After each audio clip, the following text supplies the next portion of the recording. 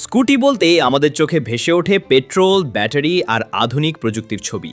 কিন্তু যদি বলি এমন একটি স্কুটি আছে যার নেই কোনো ইঞ্জিন, নেই কোনো ব্যাটারি, এমনকি ধাতব বডিও নেই, পুরোটাই তৈরি কাঠ দিয়ে। আর এই অদ্ভুত যানটির নাম চুকুডু।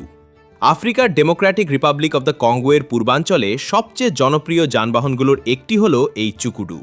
প্রথম দেখায় এটাকে খেলনা মনে হতে পারে, কিন্তু বাস্তবে এটি এক একটা মালবাহী ট্রাকের মতো কাজ করে।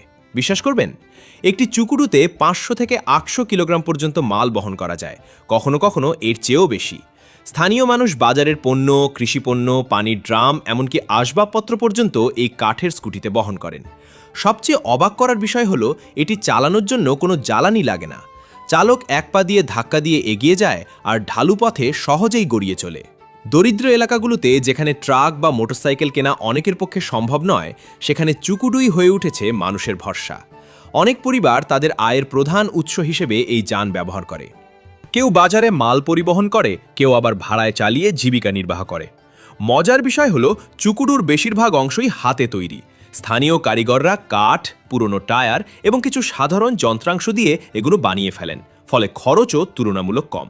যেখানে আধুনিক শহরে মানুষ কোটি টাকা খরচ করে নতুন প্রযুক্তির যানবাহন বানাচ্ছে, সেখানে আফ্রিকার কিছু মানুষ শুধুমাত্র কাঠ দিয়ে এমন একটি যান তৈরি করেছে যা হাজার হাজার মানুষের জীবন বদলে দিয়েছে।